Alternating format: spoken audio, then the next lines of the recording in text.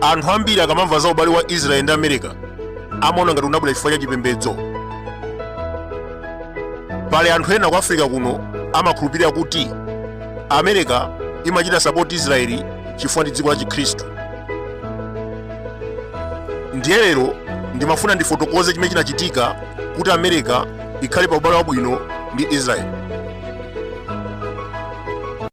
Kuyambira kalekale nzika za ku America zinalibe chidwi chofuna kuthandiza Ayuda kuti apange dziko lawo. Amene ankalimbikitsa fundo imeneyi anali mafumu a ku Britain. Tikukumbukira 1942 pamene Ayuda ambiri ankaphedwa ndi Hitler. Gulu la Zionist movement linapita kukakumana ndi President Roosevelt kumupempha kuti avomereze dziko la Ayuda ku Palestine. Koma iyeyo anakana ponena kuti zimene zise zabwino ndipo zikhoza kupangisa aluya kukhala okwiya kwambiri ndi dziko la America.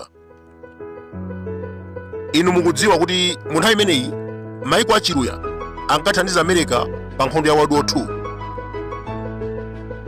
Ndiye Roosevelt anaona ngati kuti akavomereza Ayuda kupanga dziko ku Palestine zizapangisa kuti aluya asinthe mbali ndi kuyamba kusapota Adolf Hitler.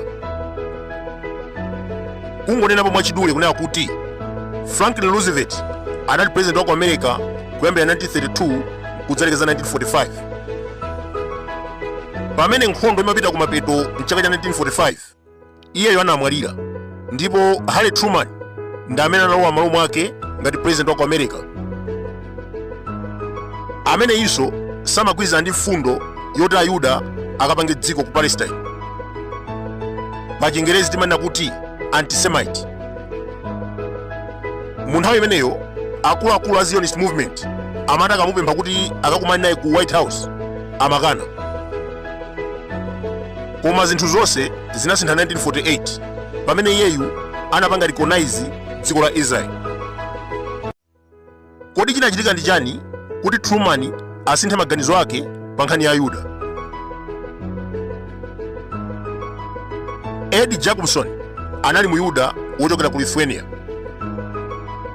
Anabadwa komanso kulira ku America. 1905 anadziwana ndi Truman pamene amagwira ntchito limodzi mu mzinda wa Kansas. Ndiye kuyambira pomwepo awiriwo anasanduka nzake waponda apanane ndi pondepo.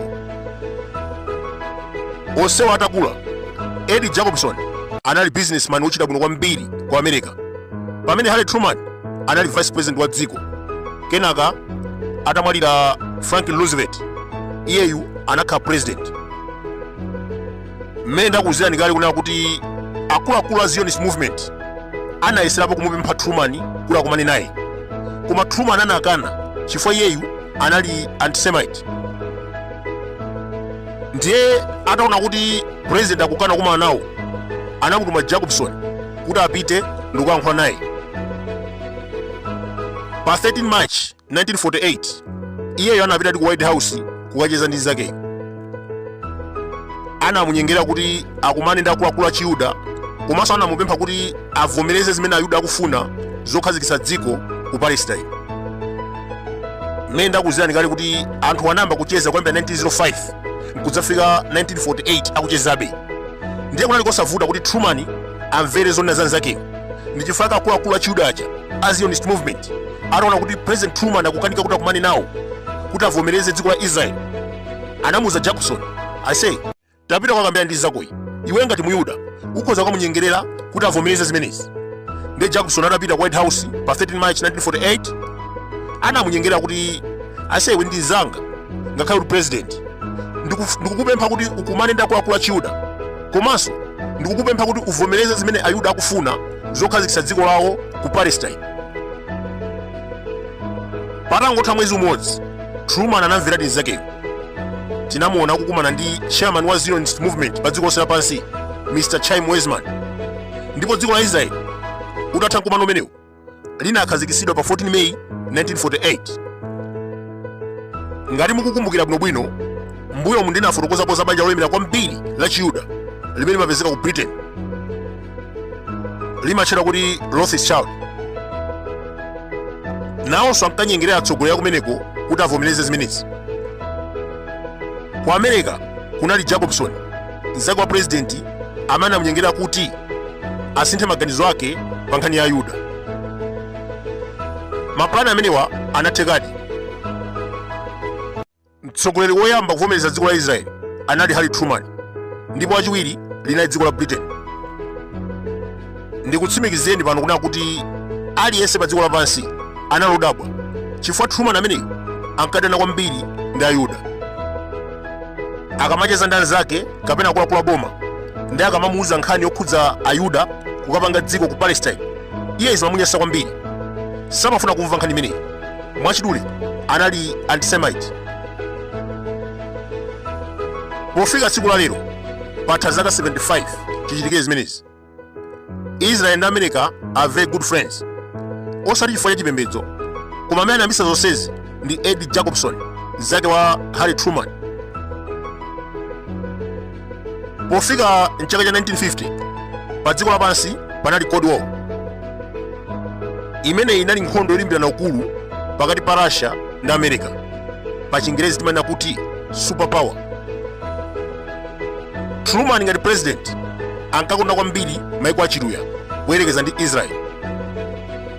Zonsezi tu amachita chifukwa cha zisime zamafuta galimoto zimene zinkapezeka kumene koko. Mwachidule ndikuwuzani kuti ngakhale Harry Truman anapanga recognize dziko la Israel 1948, mtima wake suti unalokondwera.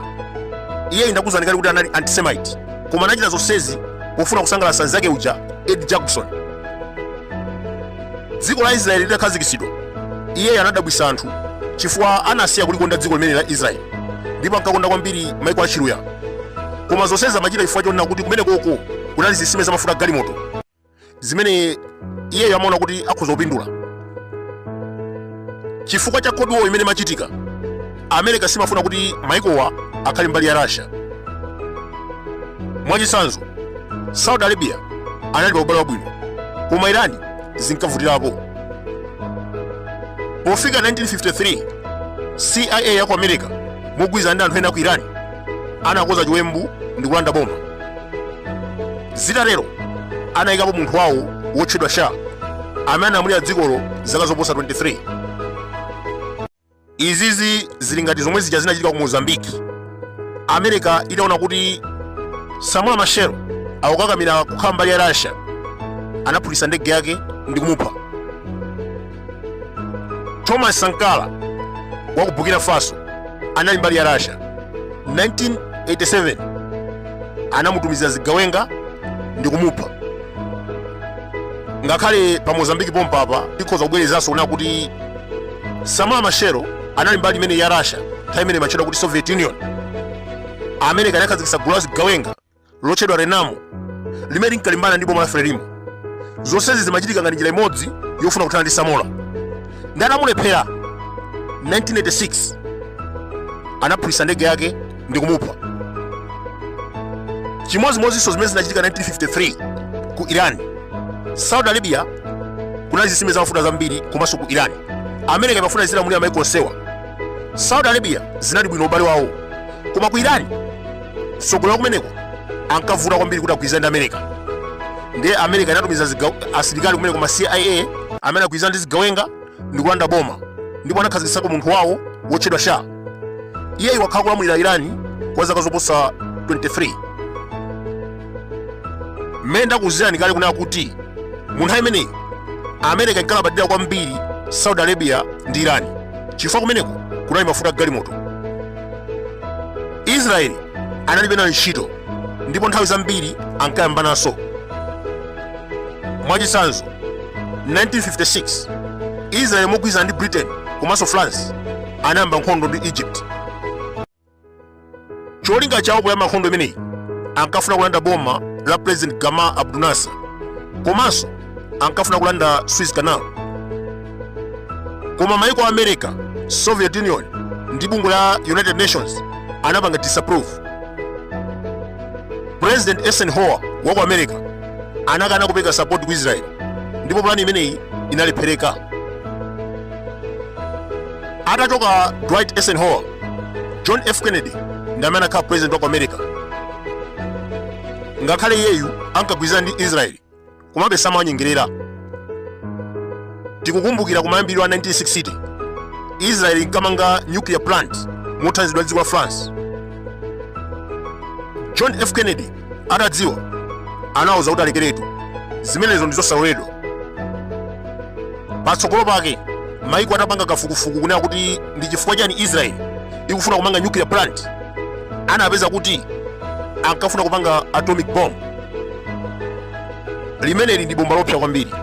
Tinamvapo zimene zinachitika 1945 ku Japan, pamene America inaphulitsa atomic bomb ku mizinda ya Hiroshima komanso Nagasaki. Anthu ochuluka kwambiri ma southern anaphedwa.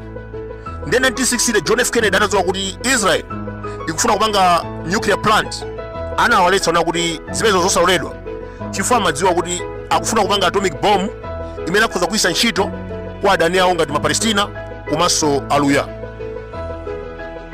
Mwachidule, posafuna kutaya nthawi, pachiyambi penipeni America inalibe chidwi ndi Israel, ndipo ankakonda maiko a Saudi Arabia komanso Iran.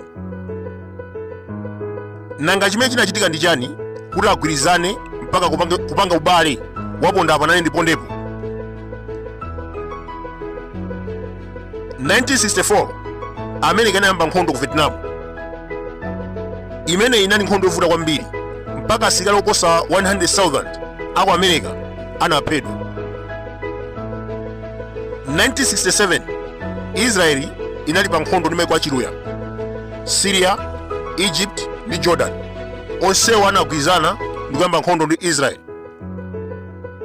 Koma just in 6 days Israel managed to defeat Arab army, and that was a major victory. Nkhondo ya ku Vietnam inamba 1964, America kumamenyana ndi mavete, inatha 1975.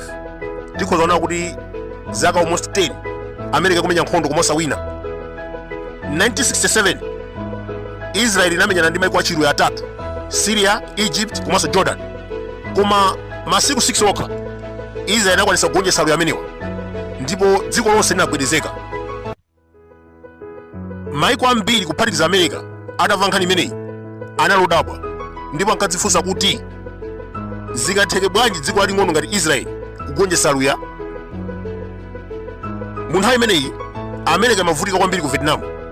Asilikali awo anavulazidwa, kuphedwa komanso sanawine. Mbali inayi Israel payokha, without any foreign support, anagonjetsa aluya in a period of 6 days. Apapa ndi pamene America inayamba kuganiza zopanga ubale ndi Israel. President wa nthawi imeneyo Lyndon Johnson ndi amene adachita zokambirana ndi Ayuda. Anayamba kuwapasa ndalama zochuluka komanso zida za nkhondo.